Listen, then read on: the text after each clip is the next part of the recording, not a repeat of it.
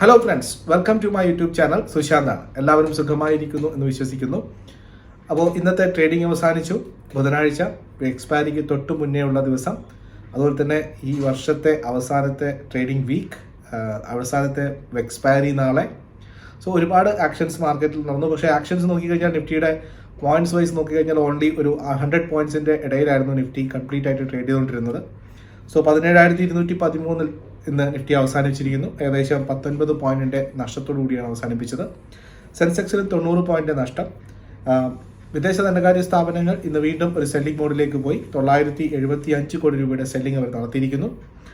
Domestic institutional investors 1006 കോടി രൂപയുടെ selling ആണ് നടത്തിയിരിക്കുന്നത്. ഏകദേശം രണ്ടുപേരും ആ ഒരു സൈഡിലേക്ക് വന്നു.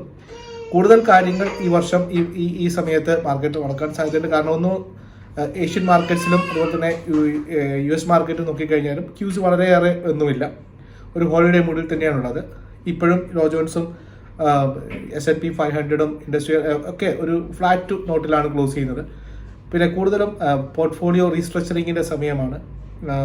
ന്യൂ ഇയർ അഹെഡ് ആയതുകൊണ്ട് തന്നെ അവർ പോർട്ട്ഫോളിയോ റീസ്ട്രക്ചർ ചെയ്യുന്ന സമയമാണ്. പ്രോഫിറ്റ് ബുക്ക് ചെയ്ത് മാറുന്ന സമയത്ത് ചെറിയ രീതിയിലുള്ള ബൈങ് ഇങ്ങനെ അഡ്ജസ്റ്റ് ചെയ്യുന്ന സമയമാണ്.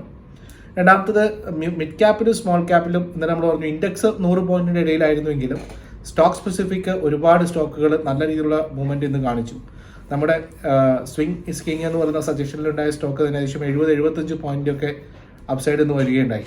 1000 താഴെയുള്ള സ്റ്റോക്ക് 800 രൂപ 900 രൂപ റേഞ്ചിൽ വരുന്ന സ്റ്റോക്കിൽ 70 രൂപ 80 രൂപയുടെയൊക്കെ മൂവ്മെൻറ്റ് ഇന്ന് വരികയുണ്ടായി. സോ ദാറ്റ് മീൻസ് 10% ഓൾമോസ്റ്റ് എന്ന് പറയാം. സോ അങ്ങനെ സ്റ്റോക്ക് സ്പെസിഫിക് ആയിട്ടുള്ള ആക്ഷൻസ് നാളെയും മറ്റന്നാളും നമ്മൾ പ്രതീക്ഷിക്കണം. കാരണം വീണ്ടും NAV വർദ്ധിപ്പിക്കുന്നതിൻ്റെ ഭാഗമായിട്ട് ഫണ്ട് ബൈയിങ് വരാൻ സാധ്യതയുണ്ട്. കാരണം അവസാനമാണ്, വർഷാവസാനമാണ്. സോ NAV വർദ്ധിപ്പിക്കുന്നതിൻ്റെ ഭാഗമായിട്ട് ചില ഫണ്ടുകൾ മിഡ് ക്യാപ്പിലും സ്മോൾ ക്യാപ്പിലും എൻട്രി എടുത്തേക്കാം. അപ്പോൾ ഒരു ഹ്യൂജ് ബൈയിങ് വരുന്ന സമയത്ത് തീർച്ചയായിട്ടും മിഡ് ക്യാപ്പ് സ്മോൾ ക്യാപ്പ് സ്റ്റോക്കുകളിൽ വീണ്ടും ഒരു ബൈയിങ്ങിനുള്ള ഒരു ഹ്യൂജ് പൊട്ടൻഷ്യൽ ബൈയിങ്ങിനുള്ള സാധ്യത കാണുന്നു. സോ ഇന്നത്തെ മാർക്കറ്റ് ക്ലോസിംഗ് അനുസരിച്ച് നോക്കുകയാണെങ്കിൽ 17,213 ക്ലോസിംഗ് ഉള്ളത്. ഇന്നത്തെ ഹൈയും ഏകദേശം 17,000 നിഫ്റ്റിയുടെ ഹൈ എന്ന് പറയുന്നത് 17,285. ഇന്നലെ നമ്മൾ പറഞ്ഞത് 17,300 to 350 ബുക്കിംഗ് വരാൻ സാധ്യതയുണ്ടെന്നുള്ളതാണ്. സെയിം ലെവൽ ഇൻടാക്ട് ചെയ്യാണ്. അപ്പർ സൈഡിൽ 17,300 to 350 തന്നെയാണ് നിഫ്റ്റിക്കുള്ള റെസിസ്റ്റൻസ് എന്ന് പറയുന്നത്. അതുപോലെ തന്നെ ലോവർ സൈഡിൽ 17,050 to 17,100 നിഫ്റ്റിക്ക് ശക്തമായിട്ടുള്ള സപ്പോർട്ടായിട്ടുള്ളത്. അതിന് താഴെ സൈക്കോളജിക്കൽ സപ്പോർട്ട് 17,000. ശക്തമായിട്ടുള്ള ക്യൂസ് ഒന്നും വരാനില്ല. പ്രധാനമായിട്ടുള്ള ഒരു തണുത്ത വീക്ക് എന്ന് പറയാം നമുക്ക്. ഇനി സ്റ്റോക്ക് സ്പെസിഫിക് ആയിട്ട് വളരെ സ്ട്രോങ് ആയിട്ടുള്ള ക്യൂസും ഇവൻസും വരാനുണ്ട്. ഇന്നലെ പേപ്പർ സ്റ്റോക്കുകളുടെ മുകളിൽ ഇന്നലെ ബൈങ് വന്നു. കാരണം ഡംപിങ് ഡ്യൂട്ടീസിൻ്റെ ചൈനയിൽ നിന്നുള്ള import duty particular type of പ്രൊഡക്ട്സിൻ്റെ മുകളിൽ പെർട്ടിക്കുലർ ടൈപ്പ് ഓഫ് പേപ്പേഴ്സിൻ്റെ മുകളിൽ ആൻറ്റി ഡംപിങ് ഡ്യൂട്ടി വന്നതോടുകൂടി ചില പേപ്പർ സ്റ്റോക്കുകളിൽ ഇന്നലെ ബൈങ് വന്നു. ഇന്ന് കെമിക്കൽ സ്റ്റോക്കുകളിൽ ബൈ വരുന്ന സാധ്യത വന്നിട്ടുണ്ടായിരുന്നു. ഇന്ന് Bajaj auto EV electricals 300 crore രൂപയുടെ ഇൻവെസ്റ്റ്മെൻറ്റ് അവർ വരുന്നു എന്ന് പറഞ്ഞപ്പോൾ അവിടെ ബൈങ് വന്നിട്ടുണ്ടായിരുന്നു. സോ സ്റ്റോക്ക് സ്പെസിഫിക് ആയിട്ടുള്ള അനൗൺസ്മെൻറ്റും കാര്യങ്ങളും അനുസരിച്ചിട്ടുള്ള മൂവ്മെൻറ്റ് മാർക്കറ്റിൽ ഇന്നും കാണാൻ സാധ്യത വന്നു. സോ 17,300-350 അപ്പർ സൈഡിലും 17,050 to 17,100 ലോവർ സൈഡിലും 17,000 സൈക്കോളജിക്കൽ സപ്പോർട്ട് ലെവലുമായിട്ട് നിഫ്റ്റിയിൽ ഹോൾഡ് ചെയ്യാനുള്ള സാധ്യതയാണ് കാണുന്നത്. സോ ഇതാണ് ഇൻഡെക്സിൻ്റെ പ്രധാനപ്പെട്ട ന്യൂസ്. FIIs ഇന്നും വീണ്ടും കണ്ടിന്യൂ ഒരു സെല്ലിംഗ് മോഡിലേക്ക് വന്നു എന്നുള്ളത് ഒരു ആശങ്കപ്പെടുത്തുന്നു.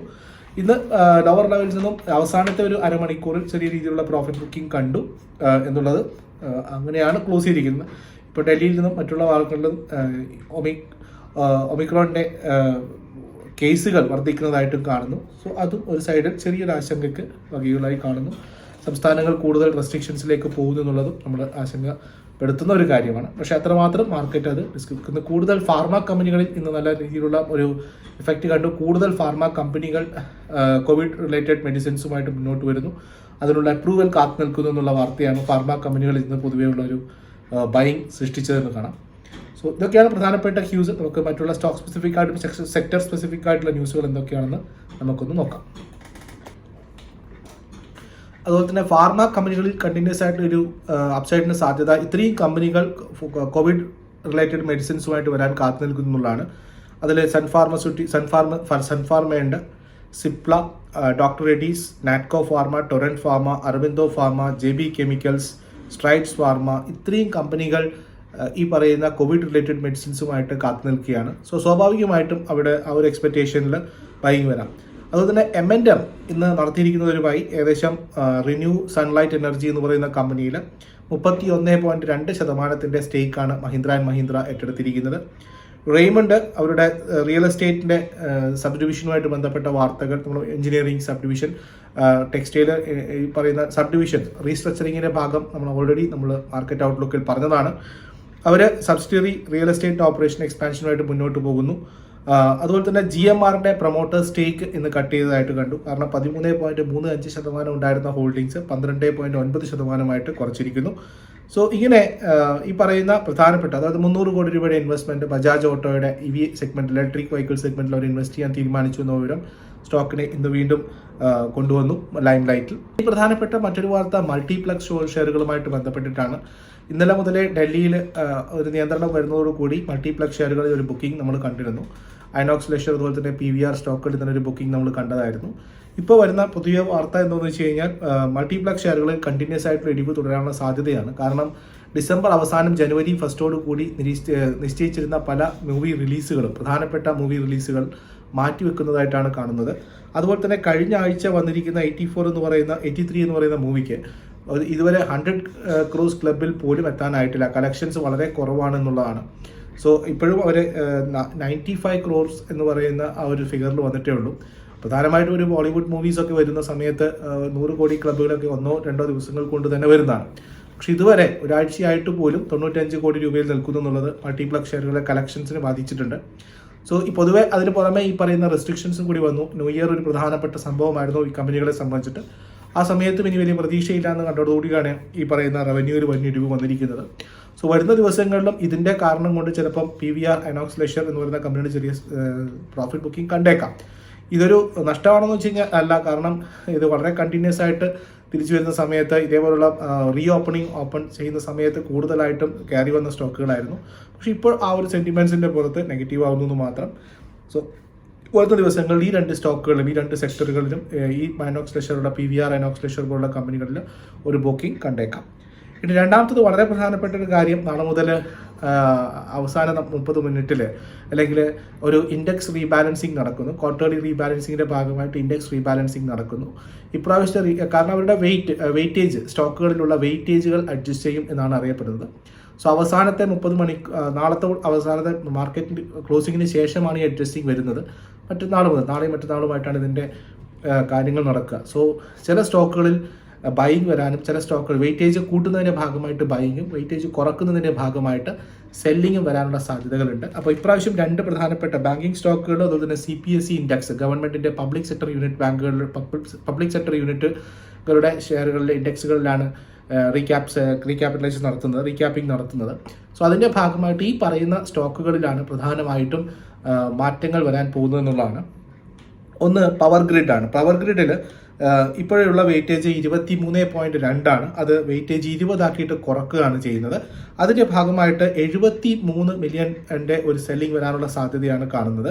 അതുപോലെ തന്നെ BEL ഭാരത് ഇലക്ട്രിക്കൽസിലും BEL ഇപ്പോൾ 11.2 ഉള്ളത്. സോ 10.6 ആയിട്ട് വെയിറ്റേജ് കുറക്കാൻ തീരുമാനിച്ചിരിക്കുന്നു. ഇതിൻ്റെ ഭാഗമായിട്ട് 13 മില്യൻ്റെ ഒരു സെല്ലിംഗ് വരാനുള്ള സാധ്യത കാണുന്നു. സോ ഈ 2 സ്റ്റോക്കുകളിൽ ഒരു സെല്ലിങ്ങിനുള്ള സാധ്യതയാണ് നാളെ കാണുന്നത്. അതും അവസാനത്തെ 30 മിനിറ്റ്സിലായിരിക്കും മിക്കവാറും നടക്കുക എന്നാണ് ഇപ്പോൾ ഇൻഡെക്സിൽ നമുക്ക് എക്സ്ചേഞ്ചിൽ നിന്ന് കിട്ടുന്ന വിവരങ്ങൾ അനുസരിച്ച് വരുന്നത്. പവർ ഗ്രിഡും BELും. അതുപോലെ തന്നെ ഇനി പോസിറ്റീവായിട്ടുള്ള ഇൻഫ്ലോ വരാൻ സാധ്യതയുള്ള സ്റ്റോക്കുകൾ, ഓഹരികൾ എന്തൊക്കെയാണെന്ന് വെച്ച് കഴിഞ്ഞാൽ എല്ലാം പബ്ലിക് സെക്ടർ യൂണിറ്റുകളാണ്. CPSE ഇൻഡെക്സിൻ്റെ റീക്യാപ്പിംഗ് ആണ് നടക്കുന്നത്. സോ അതിൻ്റെ ഭാഗമായിട്ട് കോൾ ഇന്ത്യ ഇപ്പോൾ 12.7 വെയിറ്റേജ് ഉള്ളത്. അതിനെ 13.4 ആക്കി മാറ്റും. അതിൻ്റെ ഭാഗമായിട്ട് 17 മില്യൻ്റെ ഒരു ബൈയിങ് വരാനുള്ള സാധ്യത കോൾ ഇന്ത്യയിൽ കാണുന്നു. NTPC 19.4 നിന്നും 20 ആക്കുന്നു. അതിൻ്റെ ഭാഗമായിട്ട് 14 മില്യൻ്റെ ഒരു ബൈയിങ് വരാനുള്ള സാധ്യതയാണ് കാണുന്നത്. NMDC 6.2 നിന്നും 6.5 ആക്കി മാറ്റുന്നു വെയിറ്റേജ്. 8 മില്യൻ്റെ ഒരു ബൈയിങ് വരാനുള്ള സാധ്യതയാണ് കാണുന്നത്. ONGC 19.7 നിന്നും 20 ആക്കി മാറ്റുന്നു. 6 മില്യൻ്റെ ഒരു ബൈയിങ് വരാനുള്ള സാധ്യത NMDCയിൽ കാണുന്നു. ONGC 19.7 നിന്നും 20 ആക്കി മാറ്റുന്നു. 6 മില്യൻ്റെ ഒരു ബൈയിങ്ങിനുള്ള സാധ്യതയാണ് ONGCയിൽ കാണുന്നത്. ഓയിൽ ഇന്ത്യ 2.7 നിന്നും 2.9 ആക്കി ഉയർത്തുന്നു. 3.6 മില്യൻ്റെ ഒരു ഇൻഫ്ലോ വരാനുള്ള സാധ്യതയുണ്ട്. NHPC 3.3 നിന്നും 3.6 ആക്കി മാറ്റുന്നു. അതിൻ്റെ ഭാഗമായിട്ട് 7.4 മില്യൻ്റെ ഒരു ബൈങ് വരാനുള്ള സാധ്യതയാണ് NHPCയിൽ കാണുന്നത്. പവർ ഗ്രിഡ് BHEL ഞാൻ ഓൾറെഡി പറഞ്ഞു കഴിഞ്ഞു. പവർ ഗ്രിഡും BHELും സെല്ലിങ്ങും ബാക്കിയുള്ള ഷെയറുകളിൽ ബൈങ്ങുമാണ് വരാൻ സാധ്യത.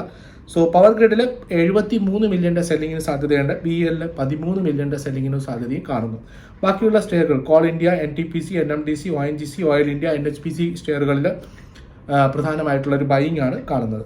അതുപോലെ തന്നെ ബാങ്കുകളുടെ റീക്യാപ്പിംഗ് നടക്കുന്നുണ്ട്. അതിൻ്റെ ഭാഗമായിട്ട് സെല്ലിംഗ് വരാനുള്ള സാധ്യതയുള്ള 2 സ്റ്റോക്കുകൾ, ഒന്ന് SBIയും ഒന്ന് ICICIയുമാണ്. ഇവരുടെ വെയിറ്റേജ് കുറക്കുന്നുണ്ട്. അതിൻ്റെ ഭാഗമായിട്ട് ഈ 2 ഓഹരികളിൽ ചിലപ്പോൾ ഒരു സെല്ലിങ്ങിനുള്ള സാധ്യത കാണുന്നു. അതേസമയം വെയിറ്റേജ് കൂട്ടുന്ന ഓഹരികൾ എന്തൊക്കെയാണെന്ന് ചോദിച്ചു കഴിഞ്ഞാൽ ഇൻഡസ്ഇൻഡ് ബാങ്കാണ്. 4.3 നിന്നും 5.7 ആയിട്ട് അതിൻ്റെ വെയിറ്റേജ് ശതമാനം ഉയർത്തുകയാണ്. ഇതിൻ്റെ ഭാഗമായിട്ട് 58 മില്യൻ്റെ ബൈങ് വരാനുള്ള സാധ്യതയുണ്ട്. അതുപോലെ തന്നെ AU സ്മോൾ ബാങ്കിൽ 1.8 നിന്നും 2.2 ആക്കി ഉയർത്തുന്നുണ്ട്. ഇതിൻ്റെ ഭാഗമായിട്ട് 17 മില്യൻ്റെ ബൈങ് ആണ് ഇവിടെ വരാനുള്ള സാധ്യത.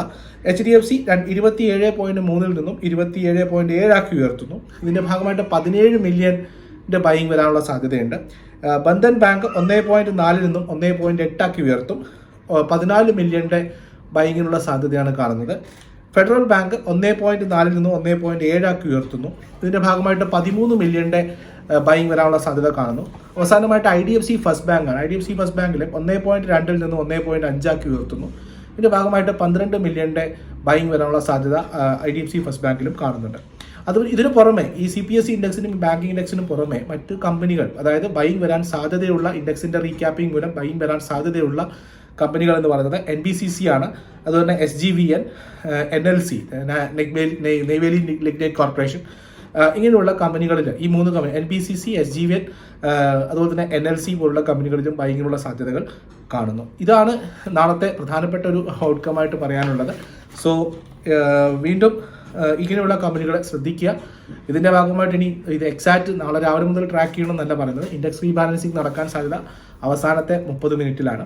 അപ്പോൾ അത് ഈ സമയങ്ങളിൽ ഈ സ്റ്റോക്കുകളെ ശ്രദ്ധിച്ചു കഴിഞ്ഞാൽ ചിലപ്പോൾ നമുക്ക് ഇൻഫ്ലോ ഔട്ട്ഫ്ലോ കാണാനുള്ള സാധ്യത കൂടുതലാണെന്നുള്ളതാണ്.